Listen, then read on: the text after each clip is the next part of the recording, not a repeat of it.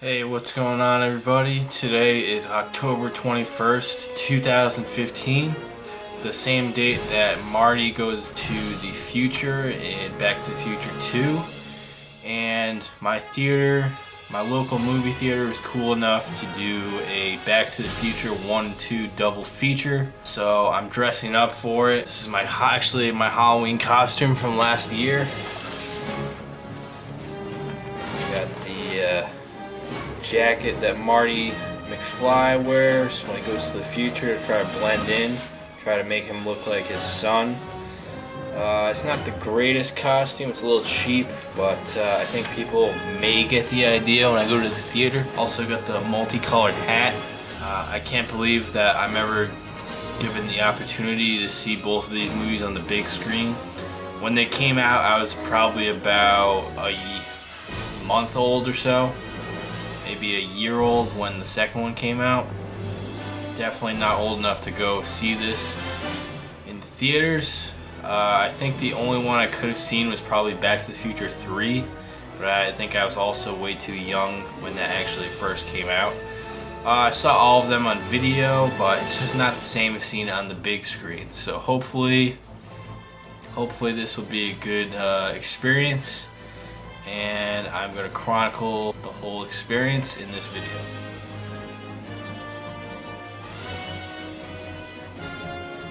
Okay, I'm at the theater, completely wussed out about wearing the costume. I'm just not good at confrontations. Yeah, outside the theater, I'm not seeing a lot of people, which, in my opinion, is a good thing. If I'm in a crowded theater, the only thing I'm thinking about the whole time is one asshole can just ruin the entire movie-going experience. Like, especially when you can't move to a different area. Like, say if there's some douche and the theater's not that crowded, I can move. And if I'm in a crowded theater and I have to sit in the seat I'm sitting at, all I can do is shush, and if they don't listen to that, what else can I really do? Get the usher? Yeah, it's one thing that has ruined the movie-going experience for me for a long time is anytime there's a popular movie or a crowded movie, there's always a potential of some douche ruining it. Hopefully there won't be too many people. This was really poorly advertised. It's not even on the front, like the poster for Back to the Future. It's not even in the front of the theater. I only heard about this because I went to go see another movie. I wouldn't have even known about it otherwise. Another thing I can't stand about movie theaters is the whole don't bring your own snacks or drinks in. I've never followed that rule, but I don't like having even put it in my pocket. I don't think I should have to do that. You're gonna charge $4 for a bag of Juji fruits or whatever they're called. Of course I'm gonna bring in my own candy. I was thinking about the movie. You got Steven Spielberg produced it, and Robert Zemeckis directed it. Nowadays, both those guys are complete hacks. They cut corners every chance they get. For Zemeckis, I think Back to the Future was his only good directorial movie. Ever since, he's become more famous, all his movies are just CGI garbage. You have that Christmas Train movie, whatever the hell that was called. Then you had another movie that was all CGI. Other than that, I can't remember a goddamn thing the guy's done. So I was thinking, if they had started to make Back to the Future right now, it just wouldn't have been as good. It needs that 80s flavor to it. The fact that you can see the movie and everyone's dressed so lame, even in the future, it's over the top. I think if they had done it now, they'd kind of make like a dystopian, dark future. It would just ruin the whole comedy aspect of the movie.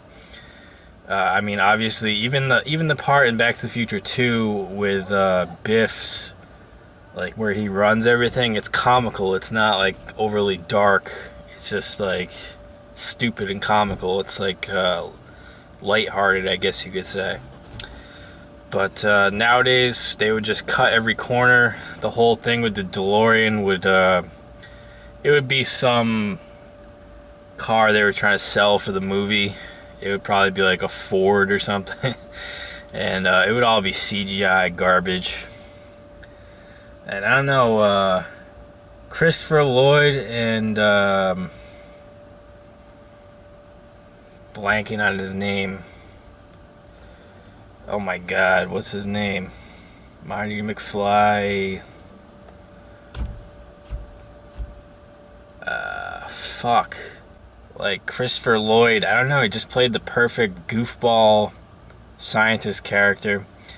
And since he's gotten kind of old, he has that kind of like quiet, like damaged vocal cords kind of sound coming out of his voice. I'm just gonna keep calling him Marty McFly because I forgot his actual name.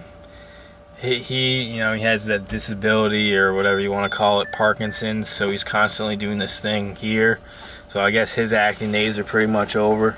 I'm gonna watch the movie. Can't film it obviously, but I'll be back. I'll let you know how it turned out, and that's all for right now.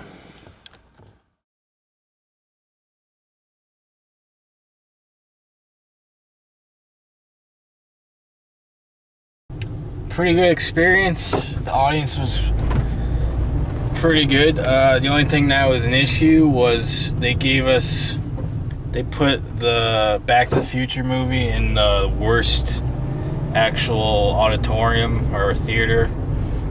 Actually had holes in the roof, and there was like probably about 3 rows that you just couldn't sit in because there's like water damage. So they didn't put us in like a regular theater. They actually have really nice seats, like stadium seats in most of their theaters. But it was one of those older 80s style theaters. I guess it kind of worked out, but it's one of those ones where if someone with a big head sits in front of you, you're screwed. Thankfully, there weren't too many people, just enough to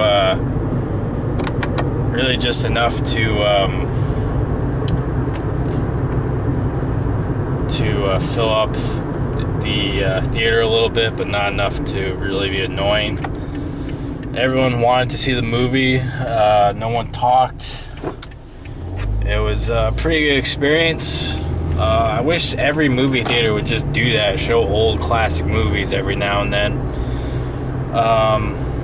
One thing that's interesting, that anytime we watch, I've seen Back to the Future probably about 40 to 50 times at this point.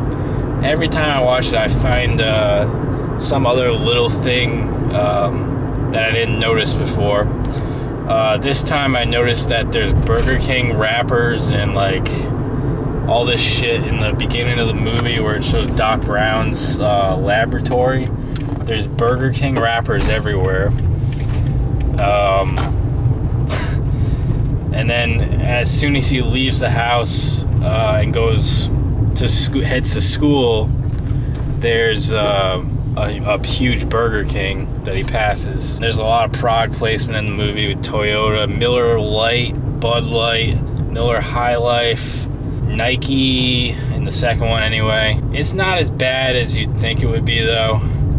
And another thing I noticed this time was there's a clock in Dr. Brown's lab in the beginning that shows someone hanging off the side of it, just like the part where he's trying to get the electric thing hooked up so the bolts of lightning will hit the tower so Marty can go back to the present.